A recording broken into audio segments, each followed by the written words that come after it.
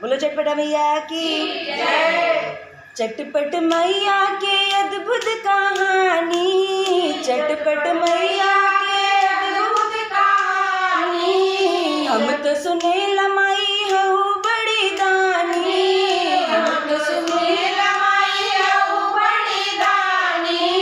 हम माइल बनी तोहरी दुहरिया आशीष दैदा हे आशीष दैदा। हमका पड़ी तोहर पैया आशीष दैदा, हमका पड़ी तोहर पैया आशीष दैदा, हमका पड़ी तोहर पैया आशीष दैदा। केहू मांगे सोना केहू मांगे चांदी, केहू मांगे सोना केहू मांगे चांदी। अरे केहू मांगे हीरा केहू मांगे मोती, केहू मांगे हीरा केहू मांगे मोती। हीरा न सोना नहीं चांदी नमकिया ललन चाही, हो ललन चाही। जैसे भरे मोर गुदिया ललन चाही, जैसे भरे मोर गुदिया ललन चाही। माई चटपटा के अद्भुत कहानी, माई चटपटा के अद्भुत कहानी। हम तो सुनीला मैया हूँ बड़ी दानी, हम तो सुनीला मैया हूँ बड़ी दानी।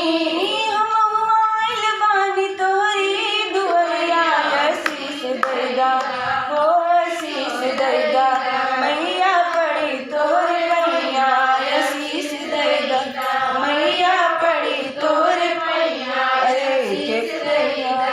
केहू मांगे महला केहू मांगो महला, केहू मांगे महला केहू दो महला। केहू मांगे कोठी केहू मांगे बंगला, केहू मांगे कोठी केहू मांगे बंगला। महला दो महला नाही बंगला न कोठिया, महला दो महला नाही बंगला न कोठिया। सजन चाहिए हो सजन चाहिए, जैसे भरे मोर मंगिया सजन चाहिए, जैसे भरे मोर मंगिया सजन चाहिए।